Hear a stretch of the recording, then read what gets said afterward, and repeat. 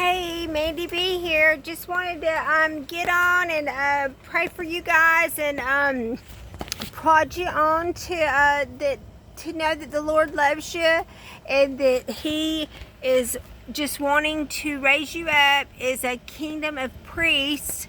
And we have to learn how to give attendance at God's altar, and we have to learn how to judge spirits and bind them in chains and send them to the feet of Jesus. And it's just basic, it's really basic Christianity, but we were never taught right. In the churches, they do not teach us right. That's the reason when Christ saved me, He commanded me to not be taught in the churches. He told me I was not allowed, that He would teach me. And, ooh, there's a big storm coming. I knew it was already here before I got on with you guys, but it's getting late in the afternoon and I haven't uploaded anything to you guys yet. And but the Lord, I'm gonna try to give this to you really quick, and then maybe I can get on a little bit after dinner and give y'all some more stuff. But He's wanting you to prepare yourself as Christ has spoken, the way He prepared Himself.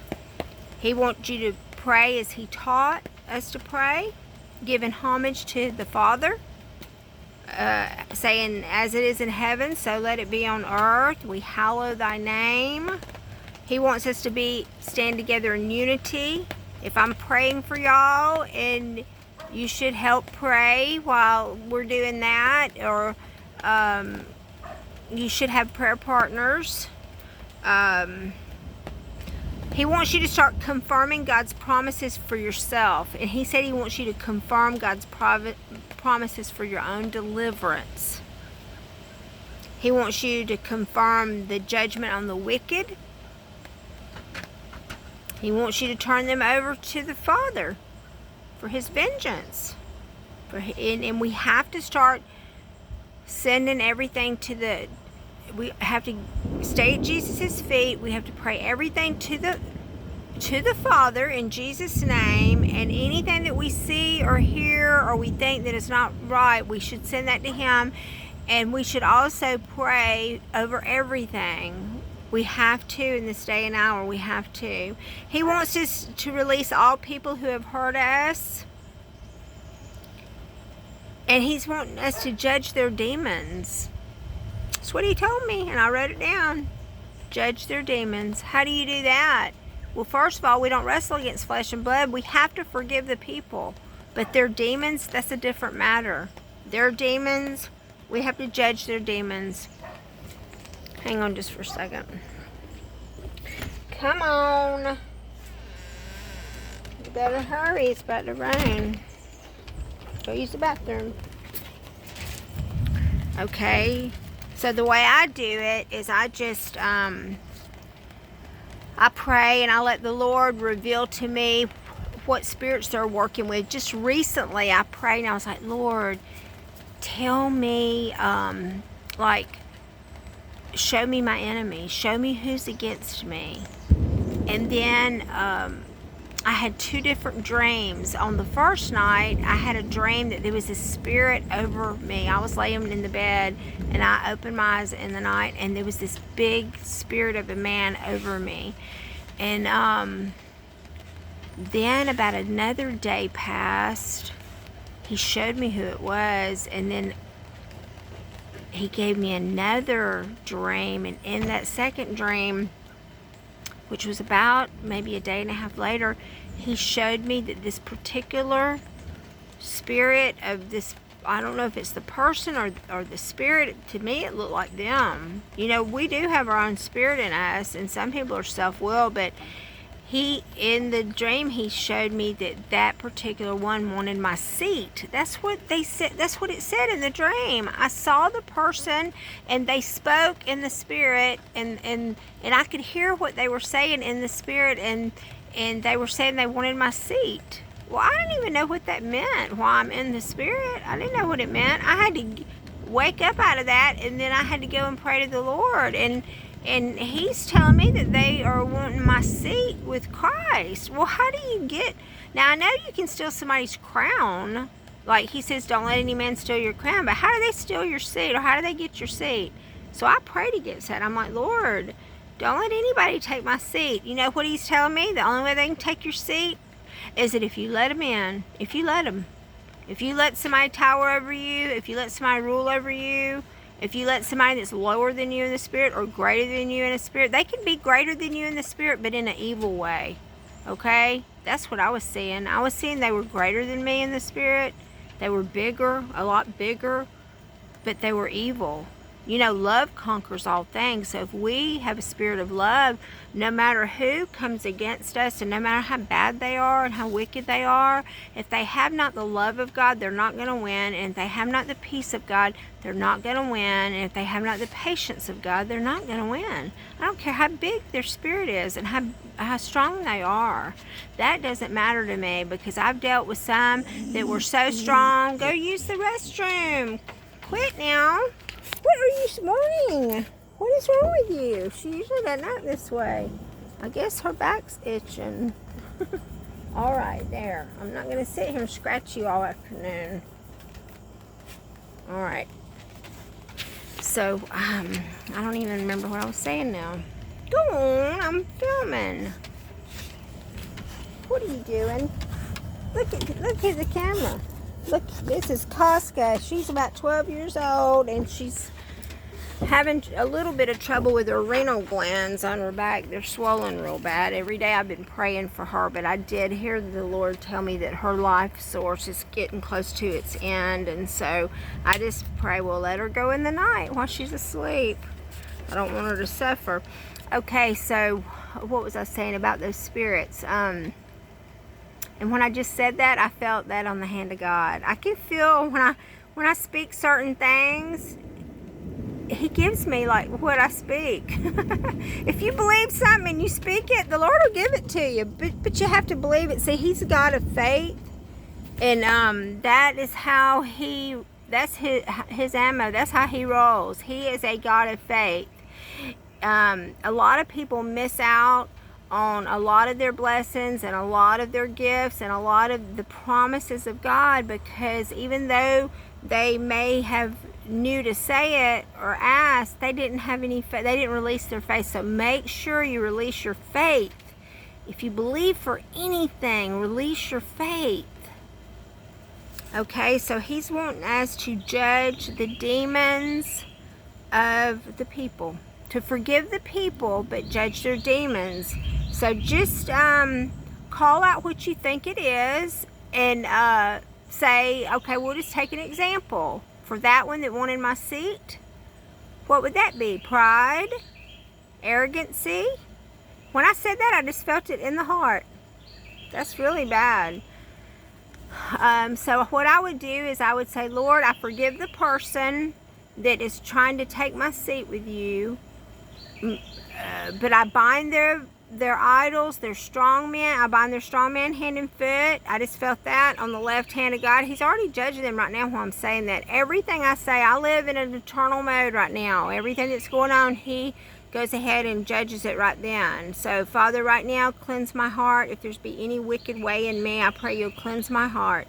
And right now, I lift up that one that had came against me that was desiring my seat. Father, I forgive them for their sin, but I turn them over to you now. And the demon that is operating behind them, I bind it in a three-stranded cord of Ecclesiastes. For the word says that we shall worship the Lord our God, and him only shall we worship.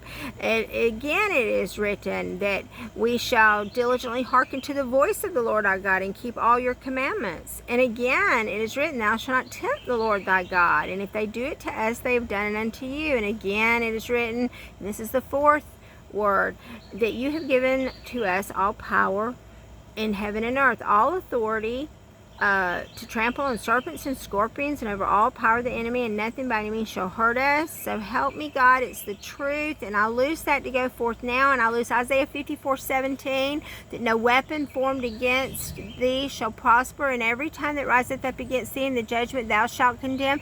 I also loose in 2 Timothy 4:18, Lord, that you shall deliver me from every evil work, and you shall deliver these people that are looking at this video from every evil work. We loose these scriptures, go forth now. We bind every demon that's operating against us with these scriptures. We bind them in, these are like 5 or 6 scriptures I just loose. We bind them in these cords of the scriptures. We bind them with the scriptures as a cord, as a 3-stranded cord, but it's like a 6-stranded cord, and we bind them in that, and we send these evil spirits to the feet of Jesus to be judged and put in their place, for their place is not with us. We will not receive these evil spirits or these demon spirits, Father. So we judge these spirits as you have told me to judge these demons, to judge those evil spirits, to send them to you. So I send them to you now, Lord, and I ask you to judge them with righteous judgments, and let us escape out of the net like a bird escaping out of the fowler's net. Though the enemy had came after us one way, now he must flee 7 different ways. Though I just saw 2 little hummingbirds flying. Though the enemy had dug a pit for us to fall into, now he shall fall into the pit that he has dug. Though the enemy came after us that one way, now he will not come by that way a second time. I just saw this huge lightning bolt. It went over that house over there. Oh my God, it was so huge. Wow. Okay. Anyway, Father, I send all that to you, and I cast all darkness out of our realm. I cast all darkness out from here. If that person has spoken curses to come into light here, I cast that darkness out of this realm, because the causeless curse cannot land here. It can't take a flight or land here. It may take a flight, but it can't land here. I send it back on their own pate. For whatsoever man sow it, so shall he certainly reap it. Ooh, I just felt that. That just felt like bee stings all over my hand. So that's going back, okay? For whatever they sow, they reap. It is, God will not be mocked. For whatsoever man sow it, so shall he certainly reap it. If he sows into a bunch of foul speech and idle speech and prideful thoughts and arrogancy and jealousy to want what we have, the Lord, they're going to eat the fruit of their own doings, you know, and the Lord makes us eat the fruit of our own lips. So we better be speaking what is good and what is right, what is true, what is just. We cannot judge people and judge things the way we want to judge it. We have to judge righteous judgments. That's the reason I say you forgive the people, but you judge the demons. This is part of being a priest. We are a kingdom of priests. That is Exodus 19 verse 6. We are a kingdom of priests. That is also Revelation chapter 1 verse 6. We are a priestly kingdom.